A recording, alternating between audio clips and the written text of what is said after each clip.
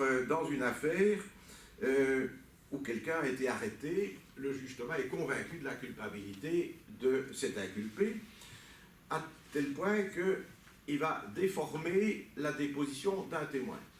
Ce témoin a simplement vu passer sous ses fenêtres le prévenu. Sa femme lui a dit, tiens, voilà Socardo qui passe. Alors, il a levé un œil, il dit, ah oui, Socardo qui passe. Et alors le juge, convaincu que si on lui a signalé, sa femme lui a signalé quelqu'un qui passait, c'est que ce quelqu'un avait une allure suspecte. Et alors, voilà, donc, voilà Socardo qui passe, ce que ça devient dans la déposition dictée par le juge à son greffier. À 6 heures de relevé, les époux Duval aperçurent le prévenu qui rôdait autour de la maison avec des allures suspectes. Alors le narrateur lui fait remarquer, mais enfin, est-ce que vous pouvez déformer comme ça? Mais absolument, dit-il, absolument, parce que, n'est-ce pas, moi je dois fournir un texte présentable au tribunal, il faut écarter les grossièretés, les termes bas, les termes inappropriés. Il dit, et vous savez, ça n'a absolument aucune importance, parce que les magistrats ont une telle conscience que c'est vraiment pas sur la base de ces petites déformations qu'ils vont juger. Il dit, vous savez, les magistrats ont une haute conscience, et alors appréciez ce que dit ce magistrat catholique conservateur. Et pourtant, dit-il, j'ai siégé à côté de protestants, de déistes et de juifs, mais ils étaient magistrats. Et il conclut sereinement, croyez-moi, cher monsieur, l'erreur judiciaire est un mythe. Voilà, donc, pour le juge Thomas, pour les magistrats, un mot sur un magistrat du ministère public, cette fois-ci dans un registre beaucoup moins sérieux. Mais enfin, il faut de temps en temps, n'est pas dans le triste monde où nous vivons, égayer un peu les choses. Dans une nouvelle qui s'appelle « Monsieur le substitut », le procureur général de Nantes a une femme, ça, jusque-là ça va bien, mais elle est la maîtresse du préfet de la Loire inférieure, disons Loire-Atlantique actuellement. Et alors il faut venger l'honneur de la magistrature. Le garde des Sceaux, qui est au courant de l'histoire, essaye en Conseil des ministres d'intéresser l'empereur, donc Napoléon III, à la question, sans succès. Alors il se rabat sur un plan B, comme nous dirions aujourd'hui, et il fait nommer à Nantes un jeune substitut qu'il choisit non pas en fonction de ses connaissances juridiques, mais de son pouvoir de séduction. Et il le fait venir dans son bureau, il dit, voilà, je vous charge de devenir l'amant de la femme du préfet. Et alors il réussit, il fait rapport à son ministre et le garde des Sceaux s'écrit « La magistrature est vengée ». Voilà. Donc, pour les magistrats, rapidement, l'un ou l'autre avocat dans Craigby, qui est une nouvelle à la fois drôle et très triste, dont je parlerai tout à l'heure. Nous avons un avocat, Maître Le Merle, qui est, ça c'est intéressant, il est jeune, est officier de réserve, président d'une des sections de la Ligue de la patrie française et candidat nationaliste dans le quartier des Vieilles Audriettes. C'est un nom super, les Vieilles Audriettes. Ça n'a pas été créé, j'ai cru. L'Anatole France l'avait créé parce que je trouve que Vieilles Audriettes, pour un candidat nationaliste, ça convient mieux que pour un anarchiste, incontestablement. Eh bien, il y a à Paris, dans le Marais, une rue des Audriettes, autrefois dénommée rue des Audriettes et Vieilles Audriettes, en référence aux hospitalières d'un établissement qui avait été fondé au Moyen-Âge par un nommé Étienne Audry, dont le souvenir s'est quand même fort perdu. C'est un homme fort compétent, le maître Le Maire. Nous allons voir à propos d'un thème, difficulté de communication qu'il a avec son client. Mais il le défend tout à fait honorablement. Sans succès, nous verrons aussi pourquoi. Un mot rapidement sur un notaire, parce que là on a un très beau portrait dans le crime de Sylvestre Bonnard, le crime où il n'y a pas de crime d'ailleurs dans ce roman, hein. Passons sur le détail, mais enfin il n'y a pas de crime. Il y a un notaire qui s'appelle Maître Mouche, il a une voix de crécelle et il parle en termes choisis. Il est encore plus jaune que je ne l'avais cru. Il a des lunettes bleues et ses prunelles trottent dessous comme des souris derrière un paravent. Ce notaire est le tuteur d'une orpheline dont il prend bien soin, en tout bien tout honneur, il n'y a pas de problème. Ce qui va moins bien, c'est qu'à partir d'un moment, il lève le pied avec l'argent de ses clients, enlevant en prime la fille du perruquier de la localité où il habite. Thème très fréquent dans la littérature du 19e siècle, chez Balzac, chez Maupassant, les notaires, enfin, beaucoup de notaires filent avec l'argent de leurs clients, soit en Belgique, soit en Suisse, les pays francophones les plus proches. voilà ce que je voulais vous dire sur les personnages. Allons passer maintenant au thème, et rassurez-vous, j'observerai le délai parce que... Pourquoi? Parce que nous sommes au pays des droits de l'homme en France, bien sûr, et parmi les droits de l'homme, il y en a un dont on parle assez, pas assez, dont on ne tient pas compte assez souvent, c'est le droit imprescriptible pour les gens qui composent un auditoire de ne pas subir des interventions plus longues que celles qui ont été annoncées. Donc les thèmes maintenant, les thèmes, la justice en général, et on la trouve abordée, le thème de la justice en général, trouve notamment abordé dans Craigby, donc comme je vous le disais, quelque chose à la fois de triste et de drôle. Craigby, c'est un vieux marchand ambulant, un marchand des 4 saisons, comme on disait alors, qui a un incident avec un agent de police particulièrement subtil. Certains trouveront peut-être qu'il y a un pléonasme là, mais enfin, quoi qu'il en soit, cet agent lui intime l'ordre de circuler alors qu'il est avec sa charrette et qu'il attend qu'une commerçante lui apporte l'argent des légumes qu'elle vient d'acheter. Alors il dit, mais enfin j'attends, etc. Le ton monte, et alors l'agent estime qu'il est victime de la part de Craigby pour son refus de circuler d'un outrage. Mais pour cet agent, encore une fois très subtil, un outrage prend nécessairement la forme de l'invective mort aux vaches. Alors il lui dit, ah, vous avez dit mort aux vaches, c'est bon, suivez-moi.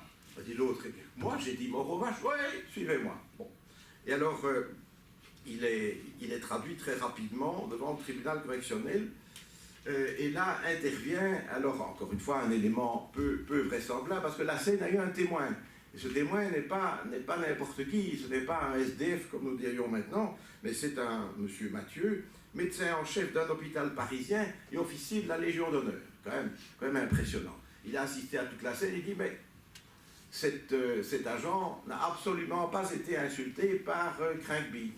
Alors le président rappelle l'agent, il dit, ah, qu'est-ce qui s'est passé? Ah, il dit, ce témoin-là, en parlant du médecin, mais il m'a insulté, il m'a aussi dit mort aux vaches. Alors, toute la salle se tord de rire, évidemment, le président menace de faire évacuer la salle, et Craigby est bel et bien condamné à 15 jours de prison et 50 francs d'amende. Invraisemblance, après le témoignage du médecin, là, personnellement, je trouvais assez curieux qu'il y ait une condamnation. Mais alors, ce qui est intéressant, c'est d'abord la conception que nous livre Anatole France sur la justice, et puis il y a des commentaires qui nous sont fournis par un témoin, enfin, un graveur à l'eau forte, bon bourgeois parisien qui a assisté au procès, et qui après le procès discute dans les couloirs avec un avocat qui n'a pas plaidé dans l'affaire, mais enfin qui a assisté au débat. Et alors ce témoin, ce graveur, s'exprime comme s'il était le président qui a jugé l'affaire, qui s'appelle Bourriche. Le président s'appelle Bourriche. Attention, ce n'est pas Bourrique, hein, on m'attendait aussi que ce soit Bourrique. Bourriche, c'est simplement un plat dans lequel il y a des huîtres, par exemple, et ce n'est pas un âne. Et alors, s'exprimant comme si c'était le président, le graveur l'ermite dit ceci. C'était à vous, Craigby, d'être le plus fort, si après avoir crié mort aux vaches, vous vous étiez fait déclarer empereur, dictateur, président de la République, ou seulement conseiller municipal. Je vous assure que je ne vous aurais pas condamné à 15 jours de prison et 50 francs d'amende, je vous aurais tenu quitte de toute peine. Déjà une conception fort intéressante de la justice. On peut considérer que ce l'ermite est un des personnages, il y en a plusieurs dans l'œuvre, évidemment, un des interprètes de la pensée d'Anatole France. Mais, réponse encore plus intéressante de l'avocat, qui n'est pas un débutant, il connaît la musique, si je puis dire, et voilà ce qu'il répond, et c'est pas mieux pour la justice. Si vous voulez avoir mon avis, je ne crois pas que monsieur le président Bourriche se soit élevé jusqu'à une si haute métaphysique. À mon sens, en admettant le témoin de l'agent 64 comme l'expression de la vérité, il fit simplement ce qu'il avait toujours vu faire. Autre thème, le traditionnalisme de la justice, que souligne Anatole France à propos du tribunal révolutionnaire. Il trouve qu'une série de réflexes, je dirais, se perpétue. 8 siècles de pouvoir, dit-il, de pouvoir absolu avait formé ces magistrats, et sur les principes du droit divin qu'ils jugeaient les ennemis de la liberté. Assis contre les murailles tapissés de faisceaux et de bonnets rouges, comme leurs pareils sur les fleurs de lys, les juges gardaient la gravité, la tranquillité terrible de leurs prédécesseurs royaux. Et autre thème important, classique de la littérature, la difficulté de communication entre la justice et le justiciable. Craigby, en réalité, il admet qu'il a dit mort aux vaches, mais il a dit mort aux vaches en ne faisant que répéter ce que l'agent avait dit. L'agent a dit « Ah, vous avez dit mort aux vaches ». Il dit « Quoi ? Moi, j'ai dit mort aux vaches ?» Et alors, il essaye d'expliquer ça au président, mais c'est trop compliqué, il renonce. C'est vraiment trop compliqué pour lui. Et d'ailleurs, avec son avocat lui-même, il y a des difficultés. L'avocat est sans arrêt en train de compulser le dossier. Je ne trouve rien de tout cela dans le dossier. Bien. Alors, la justice pénale, il y a des couplets sur la sévérité extraordinaire de la justice pénale. Autrefois, toute une série de petits vols étaient punis de mort sans phrase. Et alors, un des personnages qui est encore un interprète de la pensée d'Anatole France, Jérôme Coignard, dans un bouquin qui s'appelle Les opinions de M. Jérôme Coignard. Et ça se passe au XVIIIe siècle. Hein. Et alors, il dit ceci: les juges écartent la défense comme une importune, ne lui donne accès que lorsque l'accusation a revêtu ses armes et composé son visage, et qu'enfin, à force d'artifice, elle a pris l'air d'une belle Minerve. Par l'esprit même de leur profession, ils sont enclins à voir un coupable dans tout accusé, et leur zèle semble si effrayant à certains peuples européens qu'ils les font assister dans les grandes causes par une douzaine de citoyens tirés au sort. On dit que ces sortes d'assises donnent parfois des résultats absurdes, mais que les peuples qui les ont établis y sont attachés comme à une espèce de garantie très précieuse, je le crois volontiers. Il y avait déjà un jury en Angleterre à l'époque, alors qu'il n'existait pas, il n'était pas encore en France. Et sur la soumission parfois de la justice au pouvoir politique, eh bien, il y a évidemment, c'est aussi un thème classique en littérature, il y a bien sûr le tribunal révolutionnaire, et alors une petite phrase assassine sur Fouquier-Tinville, qui était l'accusateur public donc près du tribunal révolutionnaire, parce qu'au 9 Thermidor, il est toujours là. Il est toujours là, et alors, quand Gamelin comparait avec une série d'autres personnes devant le tribunal révolutionnaire, Anatole France nous dit que rien n'avait changé, les faisceaux, le buste de Marat, ni l'esprit de Fouquier-Tinville, têtu, laborieux, remuant ses papiers homicides avec zèle, et magistrat accompli en voyant à l'échafaud ses amis de la veille. Bien, autre thème rapidement, les conséquences des condamnations. Nous revenons là à l'affaire Craigby, parce que ce qui va se passer est épouvantable. Bon, il a passé 15 jours en prison, mais surtout, après ça, il va perdre absolument toute sa clientèle, parce que l'incident, c'est connu dans le quartier, et plus personne ne veut avoir affaire à lui. Alors on dit, ah, mais ça, ce sont quoi, des grands seigneurs, des grands propriétaires, des banquiers, mais pas du tout. Sa clientèle, ce sont des petits boutiquiers, ce sont des gens comme lui. Eh bien, son passage en prison fait qu'on ne veut plus le voir, on ne veut plus l'avoir comme client. Il tombe dans la misère la plus noire, et il essaye d'ailleurs, se souvenant du fait qu'il avait passé 15 jours en prison, qu'il n'était pas si mal finalement, là il était au chaud et il était nourri, il essaye de se faire réarrêter, et il avise un agent un soir, et il lui dit timidement « mort aux vaches ». L'autre ne réagit pas, il répète « mort aux vaches que je vous dis ». L'autre dit « c'est pas malheureux, un homme de votre âge s'amuser à ça, allez, circulez ». Et Craigby s'en va malheureux de ne pas avoir été arrêté. On va en terminer, parce que le temps avance, hein, on va en terminer par quelques mots sur l'affaire Dreyfus. Anatole France a évidemment vécu l'affaire Dreyfus, s'est engagé dans le combat d'ailleurs Dreyfusard.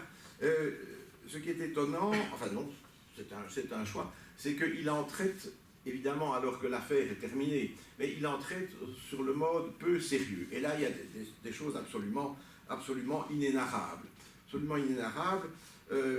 Voici d'abord quand Dreyfus, bien sûr les noms sont changés. De Dreyfus, on a fait un certain Pirot. Il est jugé secrètement et condamné. le général Panthère, ça c'est le chef d'état-major, correspond, je crois, historiquement au général de Boisdeffre, alla aussitôt informer le ministre de la Guerre de l'issue du procès. Par bonheur, dit-il, les juges avaient une certitude car il n'y avait pas de preuves. Des preuves, murmura Gréato, ça c'est le ministre de la Guerre, le général Mercier. Des preuves, qu'est-ce que ça prouve? Il n'y a qu'une preuve certaine, irréfragable, des aveux du coupable. Pirot a-t-il avoué? Non, mon général. Ah, mais dites-moi, Panthère, il y a des aveux tacites. Le silence est un aveu. Mais mon général, il ne se tait pas, il crie comme un putois qu'il est innocent. Panthère, les aveux d'un coupable résultent parfois de la véhémence de ses dénégations. Nier désespérément, c'est avouer. Pirot a avoué, il nous faut des témoins de ses aveux, la justice l'exige. Et alors, par la suite, Zola, ayant écrit la fameuse lettre J'accuse, lettre ouverte au président de la République, a été traduit en justice pour avoir insulté l'armée, pas tellement pour avoir condamné des vices que pour avoir acquitté Esterhazy, qui est le véritable faussaire qui avait été traduit en conseil de guerre et acquitté après un simulacre de justice. Il y a eu un jour de débat, quelque chose comme ça. Donc, Colomban, c'est le nom que Zola reçoit dans l'île des Pingouins, parce que le roman de l'extrait, c'est l'île des Pingouins. La Pingouinie, c'est la France. Et donc, Colomban est traduit en justice. Et alors, on entend des témoins, dont le fameux général Panthère. Et il dit ceci. L'infâme Colomban prétend que nous n'avons pas de preuves contre Pirot. Il en a menti. Nous en avons, j'en garde dans mes archives, 732 mètres carrés, qui, à 500 kilos chaque, font 366 000 kilos. Cet officier supérieur donna ensuite avec élégance et facilité un aperçu de ces preuves. Il y en a de toutes les couleurs et de toutes nuances. Il y en a de tout format. Peau, couronne, écu, raisin, colombier, grand aigle, etc. La plus petite a moins d'1 mm², la plus grande mesure 70 mètres de long sur 0,90 de large. À cette révélation, l'auditoire frémit d'horreur. Et puis, on entend Esterhazy, qui devient ici le comte Maubec de la Dent du Lynx. Et alors, ce qui est génial, c'est que non seulement c'est drôle, mais le portrait d'Esterhazy, fait par Anatole France, ici, correspond totalement à la réalité, parce qu'évidemment, de cette époque-là, on a des photos et on sait comment était Esterhazy. Lui s'y appela le comte Pierre Maubec de la Dent du Lynx. Il se fit un grand silence, et l'on vit s'avancer vers la barre un gentilhomme magnifique et dépenaillé, dont les moustaches menaçaient le ciel et dont les prunelles fauves jetaient des éclairs. Il s'approche de Colomban, et lui jetant un regard d'ineffable mépris, « Ma déposition, dit-il, la voici, merde !»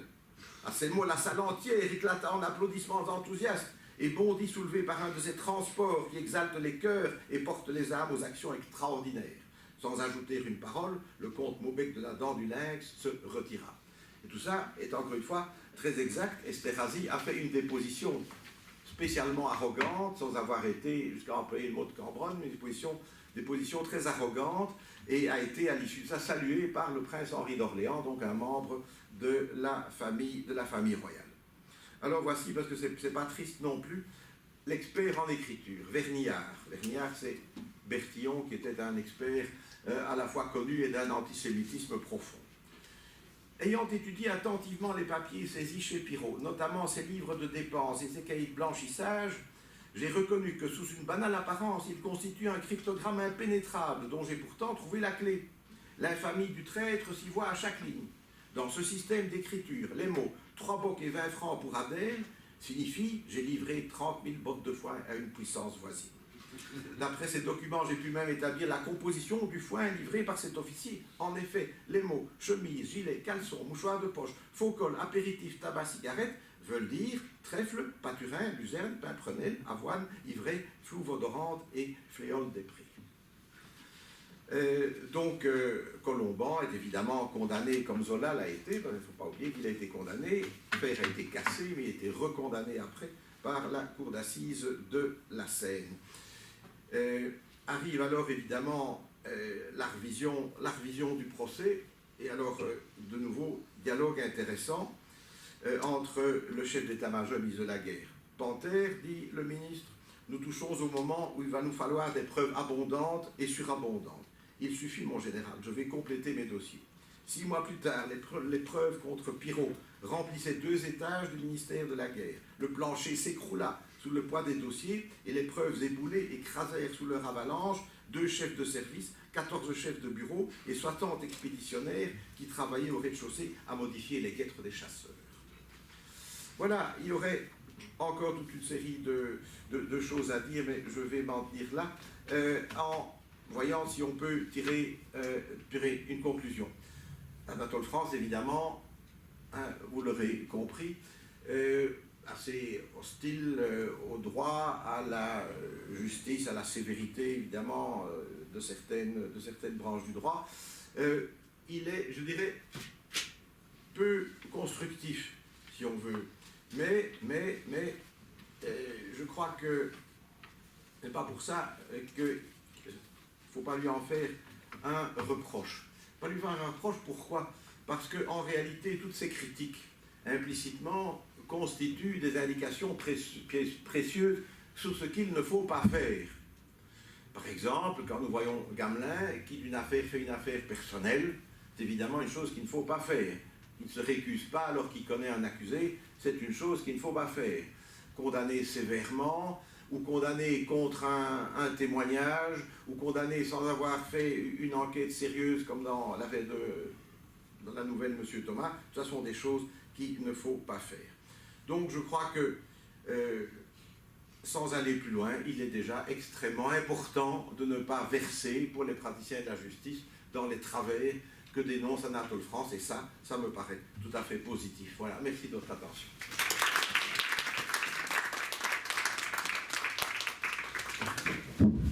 Merci beaucoup, c'était magnifique, parce que vous avez démonté aussi la façon dont Anatole France construit ses récits de la justice, avec justement ces très beaux extraits, et il nous manque des procédés rhétoriques qui s'apparentent quand même un petit peu au genre de la farce, et qui est un petit peu dans l'excès. Et ce qui est extraordinaire, c'est que l'absence de souci de vérité d'Anatole France donne justement un effet de vérité puissant, parce que pour ceux qui, comme malheureusement moi, quelques temps dans ma vie, ont fréquenté les palais de justice, il y a quelque chose quand même d'une puissance du réel dans ce délire. Et ça, je trouve ça, pourquoi la farce est toujours magnifiquement présente dans le monde de la justice. Merci beaucoup. Nous allons maintenant avoir peut-être une conclusion de cette matinée en une courte discussion sur Bartleby ou le droit à la résistance passive. Nous allons écouter M. Ouattara, qui est doctorant au CERF.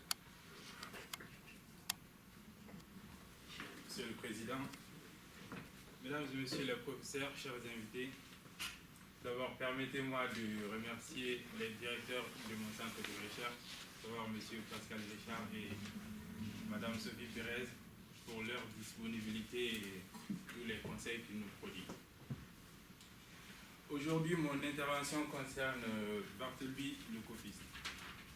Bartleby le copiste, ou Bartleby v. Scrivener en anglais, est une œuvre de la littérature américaine écrite par Herman Melville en 1853. Ce livre nous montre à quel point il peut y avoir une interconnexion entre le droit, la philosophie et la littérature. En effet, les littéraires s'intéressent particulièrement au monde de la fiction. Or, il arrive que des juristes s'inspirent de cette fiction pour bâtir un devoir être habitable. Autrement dit, les juristes s'inspirent de la fiction pour mieux traduire leur propre conception du droit. Et Bartleby v. Scrivener en est une illustration. Concrètement, dans ces livres, Melville retrace l'histoire d'un copiste au comportement atypique. En effet, celui-ci avait été recruté dans un cabinet d'avoués dans le but de retranscrire à l'identique des textes de loi. Or, Bartleby, qui était par ailleurs un très bon employé, avait cette manie de répondre à toutes les autres questions qu'on lui posait par « j'aimerais mieux pas » et il ne le faisait pas. Ce comportement bizarre, qui plus est dans un cabinet juridique, a fait l'objet de plusieurs interprétations.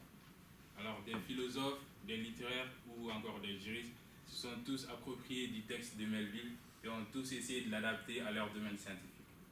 Aujourd'hui, donc, nous allons essayer de l'adapter au droit. Mais avant, nous allons voir le point de vue de deux philosophes français, à savoir Maurice Blanchot et Gilles Deleuze, sur Bartleby et son « j'aimerais mieux pas ». Notre choix s'est porté sur ces deux hommes parce que malgré leur grande connaissance de la littérature américaine, ils ont eu une interprétation différente sur l'attitude de Barthélemy. Cela nous montre à quel point Jean-Luc Nancy avait raison, par exemple, quand il disait que Barthélemy est une œuvre écrite pour être commentée et interprétée.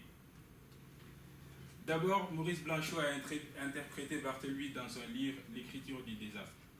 Pour lui, Barthélemy est un écrivain qui désœuvre le travail du concept. C'est-à-dire que Barthélemy, c'est quelqu'un qui fait de l'écriture, mais derrière, ne s'intéresse pas du tout au contenu de son texte. Blanchot a vu en Barthélemy non pas un résistant, mais un passif. Car pour Blanchot, derrière toute résistance, il y a une revendication. Or, Barthélemy, en disant « j'aimerais mieux pas », ne fait pas de revendication derrière. Finalement, Blanchot a vu en Barthélemy tout simplement un passif, tout simplement un neutre. Gilles Deleuze, quant à lui, a interprété Barthélemy dans son livre « Barthélemy ou la formule ». Il a fait incarner au personnage de Melville plusieurs figures. Tantôt, Deleuze a vu en Barthélemy un hypocondriaque, tantôt un messie ou encore un original.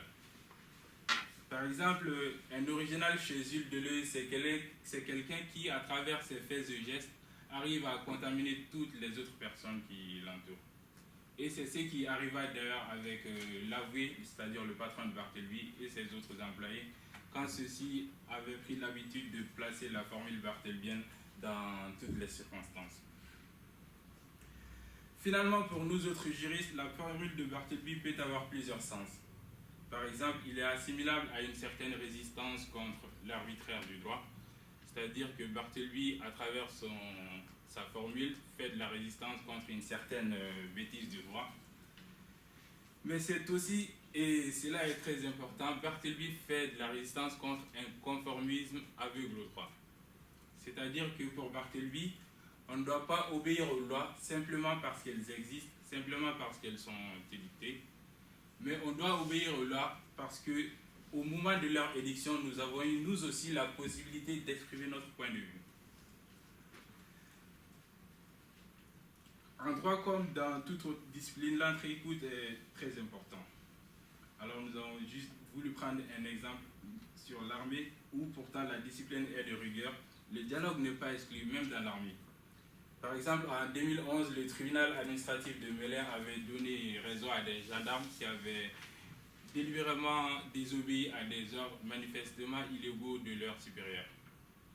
Ici, le tribunal administratif s'est inspiré de la théorie de la baïonnette intelligente, qui dit par exemple, et qui autorise par exemple à des militaires de désobéir à chaque fois qu'on leur donne un ordre illégal.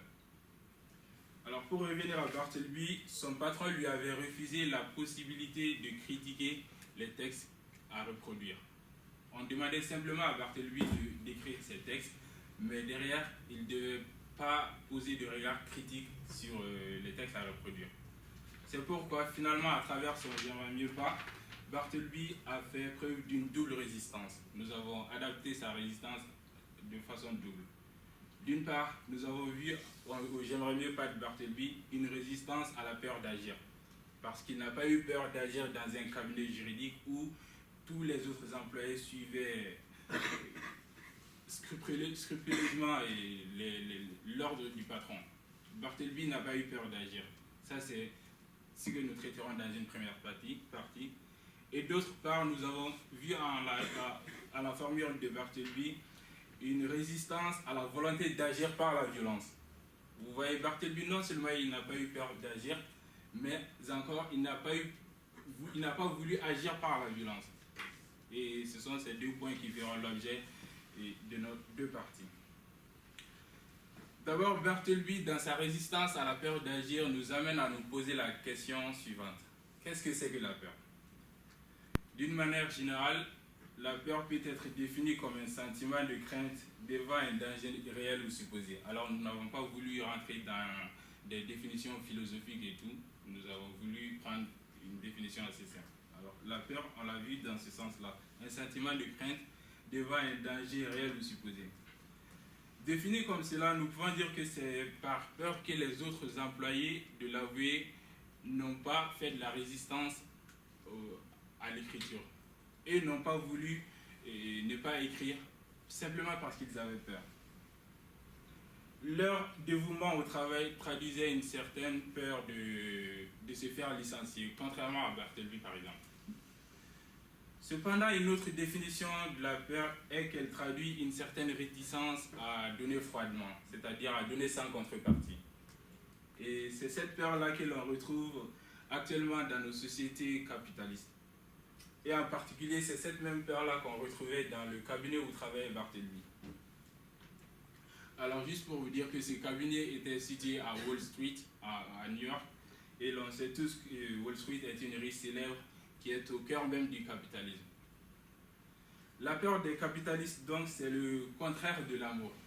L'amour, notamment dans son volet agapé. Alors, l'agapé est un mot grec qui désigne un amour inconditionnel.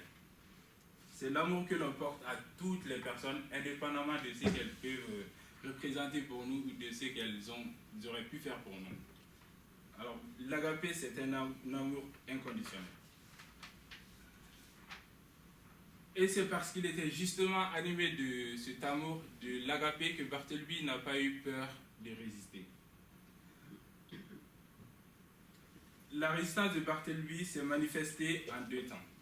D'abord, dans un premier temps, Bartleby va continuer d'écrire ses textes, mais en refusant simplement de les collationner. Collationner qui veut dire de les comparer de comparer les textes qu'il a écrits avec l'original.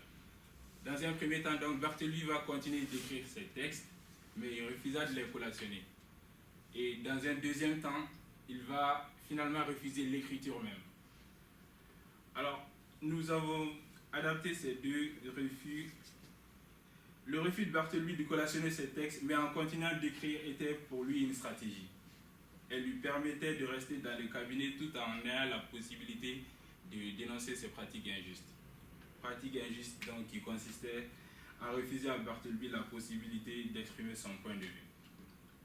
Finalement, si Bartleby n'a pas eu peur d'exprimer son point de vue dans un cabinet juridique, cela nous amène à dire que les juristes aussi ne doivent pas avoir peur de provoquer le débat ou de proposer des solutions, surtout lors des réformes sociales ou sociétales. Le droit, c'est un espace de communication où aucune idée ne doit être exclue. D'ailleurs, c'est ce que Jürgen Habermas tente de nous faire comprendre dans sa réflexion sur l'éthique de la discussion. Pour lui, les normes ne sont valables que quand elles rencontrent l'adhésion de tous les intéressés en tant que participants d'une discussion pratique. La communication en droit est d'autant plus importante que la Constitution américaine elle-même nous dit dans son préambule, je cite, « Nous, le peuple des États-Unis, en vue de former une union plus parfaite, d'établir la justice et d'assumer les bienfaits de la liberté à nous-mêmes et à notre postérité, nous décrétons et nous établissons cette Constitution pour les États-Unis d'Amérique. » Donc nous voyons là dans ce préambule l'insistance de la Constitution sur le « nous » qui est mise en exergue pour faire représenter le peuple américain dans son ensemble. La Constitution n'a pas voulu exclure quelqu'un simplement parce qu'il est riche ou pauvre, je ne sais pas, vieux ou jeune encore. Le débat proposé par le droit doit néanmoins se faire dans un climat sain. Et là, Bartleby l'a bien compris. C'est pourquoi, malgré le fait qu'il aimerait mieux pas faire autre chose, il n'a pas voulu quitter son cabinet. Alors nous avons adapté cette attitude de Bartleby à la grève japonaise par exemple. Grève qui consiste pour plusieurs travailleurs à manifester leur mécontentement en portant un brassard durant leurs heures de travail. La grève à la japonaise est intéressante dans la mesure où elle n'a pas pour but de pénaliser financièrement l'employeur, dans la mesure où l'employé continue son travail, mais il manifeste son mécontentement par des signes. Or, nous le rappelons, Bartleby aussi n'avait pas pour but de pénaliser financièrement son patron. Il voulait tout simplement l'inviter au dialogue. Cependant, cette façon de manifester si cette façon de manifester est intéressante, elle peut s'avérer insuffisante dans certains cas. Et Bartleby, qui est très intelligent, l'a compris là aussi. Et c'est pour cela que dans un deuxième temps, il va refuser l'écriture. Le refus de Bartleby d'écrire dans un cabinet juridique nous a fait amener à dire que c'est comme s'il s'était opposé à une loi et grâce à son opiniâtreté, grâce à son courage, est arrivé à la faire changer. Cela nous a rappelé et nous avons ici voulu faire le parallèle avec le mouvement des 343 femmes françaises qui, dans les années 70, s'étaient offusquées contre l'interdiction de l'avortement, par exemple. Dans un manifeste dans lequel elles disaient « Je me suis fait avorter », ces femmes ont eu le courage de dénoncer l'interdiction de l'avortement. Et c'est grâce au courage de ces femmes que les politiques se sont ensuite emparés du sujet, ce qui aboutit finalement à l'adoption de la loi Simone Veil en 1975. Alors cela nous a également amené à dire que les femmes en Arabie Saoudite aussi peuvent faire la même chose contre l'interdiction traditionnelle et non religieuse qui leur est faite sur la conduite par exemple. Vous savez, les femmes en Arabie Saoudite ne peuvent pas conduire. Et ce pays est régi par une loi rigoureuse, par une application rigoureuse de la charia. Or, il s'avère que l'interdiction dont elles font l'objet découle d'une pratique traditionnelle et non religieuse. Ce qui nous a amené à dire que, comme Bartleby, ces femmes saoudiennes peuvent par exemple dire « Nous aimerions mieux pas nous soumettre à une tradition qui ne fait que ternir l'image de notre pays à l'étranger. » D'autant plus qu'elle n'est même pas basée sur la religion. Or, l'Arabie Saoudite, vous avez dit que sa loi, elle suit la religion.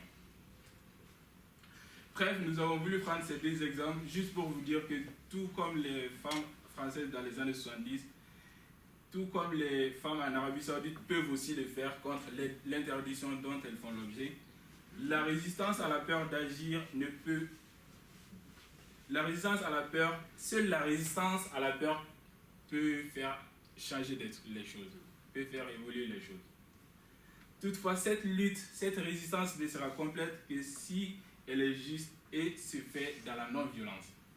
Et Bartleby l'a ici aussi très bien compris, c'est pour cela qu'il n'a pas voulu agir par la violence. Et c'est ce qui fera l'objet de notre deuxième partie. Le refus de Bartleby d'agir par la non-violence nous amène aussi à nous poser, comme dans la première partie, à nous poser la question de savoir ce que c'est que la violence. Alors, l'Organisation mondiale de la santé définit par exemple la violence comme l'utilisation intentionnelle de la force physique, des menaces à l'encontre des autres ou de soi-même, contre un groupe ou une communauté qui entraîne ou risque fortement d'entraîner un traumatisme, des dommages psychologiques, des problèmes de développement ou même un décès. Définie en ces termes, la violence fait logiquement penser à des actes peu louables qui méritent une ferme condamnation. Alors la violence peut résulter de plusieurs facteurs. Outre l'attrait naturel de certaines personnes à vouloir s'exprimer par la violence, et en ces temps où il y a la prolifération d'actes terroristes, on comprend mieux que ces gens-là veulent tout simplement s'exprimer par la violence. C'est pas parce que c'est pas parce que ces personnes veulent s'offusquent contre une loi quelconque, mais elles ont tendance simplement à vouloir s'exprimer par la violence. Et ça ne touche d'ailleurs pas seulement les terroristes. L'actualité nous montre que même parfois des pilotes peuvent user fortuitement de la violence. Aussi, la violence peut être due à une situation de misère sociale ou financière. Bartleby aurait pu être justement dans ce cas. Car dans le passé et selon la rumeur, Bartleby aurait été un employé subalterne du bureau des lettres au rebut de Washington avant d'être soudainement chassé lors d'un rassemblement. Les anciens employeurs de Bartleby ne lui permettaient pas de s'exprimer. Ils lui refusaient le droit de faire entendre sa voix. Parce qu'il était tout simplement employé subalterne, Bartleby devait obligatoirement approuver toutes les mesures prises par ses supérieurs. Et bref, la place de Bartleby dans les conseils d'administration était assimilable à celle d'un courtisan d'un chef d'État dictateur, par exemple, ou d'un roi. malgré cette malgré ce traitement spartiate subi par le scribe de Melville, Bartleby n'a pas voulu agir par la violence. Ce choix de Bartleby pour la non-violence afin de se faire entendre est assimilable à la désobéissance civile prônée par deux grands philosophes américains par exemple, c'est-à-dire Henry David Thoreau, qui s'est lui-même inspiré de Ralph Waldo Emerson. Emerson qui est chef du mouvement transcendentaliste américain. Alors ces deux philosophes américains appellent à la désobéissance civile toutes les fois qu'une loi nous paraît injuste. Pour Emerson par exemple, celui qui veut tirer des enseignements de ses erreurs doit chaque jour apprendre à surmonter ses craintes. La confiance en soi est le premier secret du succès. Si on lui avait demandé d'interpréter Bartleby et son « j'aimerais mieux pas », comme je le fais aujourd'hui, Emerson aurait vu en Bartleby sûrement un héros. Car l'héroïsme de la confiance en soi chez Emerson, c'est le rejet du conformisme. Bartleby est la voix singulière qui s'est élevée dans le cabinet de Lavoisier pour rétablir un ordre corrompu. Bref, avec Emerson, l'héroïque ne peut être conforme, de même que la conformité ne peut être héroïque. La résistance de Bartleby dans la non-violence est aussi assimilable à la discrimination raciale menée d'une part par Martin Luther King aux États-Unis ou encore par Nelson Mandela en Afrique du Sud. Alors, cependant, si ces deux hommes ont atteint le panthéon des saints laïcs aux côtés de leurs illustres tels que Nehru, Gandhi en Inde, ou Emerson et David Thoreau que l'on vient de citer, il ne faut pas oublier que Martin Luther King et Nelson Mandela ont eu une approche différente dans la lutte légitime, dans leur lutte légitime. Aux États-Unis, Martin Luther King a bénéficié du climat illégal quand même, parce que la discrimination raciale la discrimination raciale que subissaient les Noirs aux États-Unis était illégale, dans la mesure où la Constitution américaine refusait qu'il y ait de la discrimination raciale. Or, en Afrique du Sud, la discrimination était prônée par la loi elle-même, ce qui fait que dans leur lutte légitime, ils ont eu une approche différente. Martin Luther King, pour lui, il faut coûte que coûte, quoi qu'il en soit, refuser la non-violence. Or, Nelson Mandela, pour lui, il faut, si mon adversaire ne veut pas écouter ce que je lui propose dans la non-violence, à un moment, finalement, il sera amené à agir par la violence. C'est pour cela que c'est cette conception, et c'est cette philosophie qui a amené Nelson Mandela à faire un séjour en Algérie où il a appris à manier les armes, par exemple. Alors, la philosophie de Martin Luther King qui était de ne pas agir par la violence, quelle qu'en soit la circonstance, peut s'expliquer parce que lui-même était un pasteur à la base. Il s'est inspiré, c'est-à-dire de sa conception chrétienne, de sa foi religieuse, pour dire qu'on ne doit jamais agir par la violence. Alors pour Martin Luther King, souvent les hommes se haïssent les uns les autres parce qu'ils ont peur les uns des autres. Ils ont peur les uns des autres parce qu'ils ne se connaissent pas.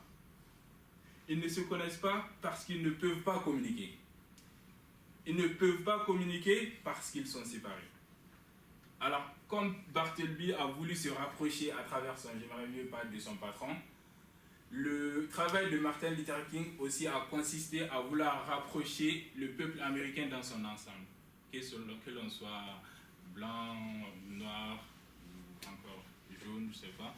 Lui, son travail a consisté à vouloir fédérer le peuple américain dans son ensemble. Et nous voyons que Nelson Mandela aussi a voulu fédérer le peuple sud-africain dans son ensemble, mais il a eu quand même cette difficulté avec la loi, même si sa lutte était légitime. Lui, contrairement à Martin Luther King, aura cette difficulté à se faire entendre parce que la loi elle-même était du côté des discriminants. Mais finalement, ce qui n'a pas empêché Nelson Mandela aussi, une fois qu'il a été emprisonné, il a voulu connaître l'autre, son adversaire.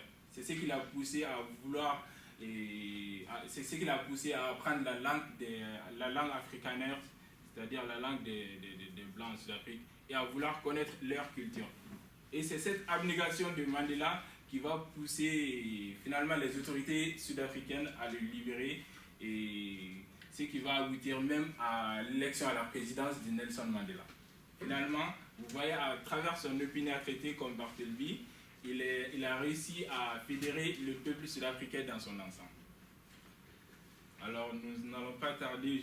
Pour conclure, nous dirons que c'est finalement Jean-Luc Nancy qui avait raison quand il disait que Bartleby était une œuvre écrite pour être interprétée et commentée. Son J'aimerais mieux pas traduisait-il un appel à la résistance contre l'oppression, ou au contraire était-il l'expression d'une extrême passivité?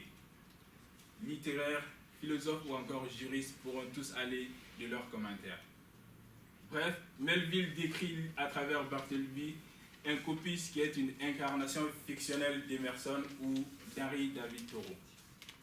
Comme Bartleby, ces deux révolutionnaires avaient été diversement appréciés. Pour les uns, ils étaient des mauvais citoyens qui voulaient tout simplement ne pas se soumettre aux lois étatiques, tandis que pour les autres, ils incarnaient le héros de la résistance non violente. En réalité, et ça serait le mot de la fin, Bartleby, Emerson ou encore Thoreau furent des résistants solitaires qui n'ont pas eu peur de transgresser des lois qu'ils estimaient injustes, même si pour cela, ils ont payé le prix fort.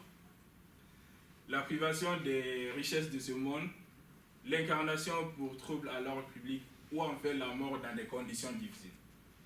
La gloire, ils la connaîtront tous à titre posthume, lorsque pour Thoreau et Emerson, leur philosophie inspira d'autres révolutionnaires de la désobéissance civile, comme Mandela ou Martin Luther King. Et Bartleby connaîtra la gloire lorsque pour lui, il réussit à faire dire à son patron, comme dernier mot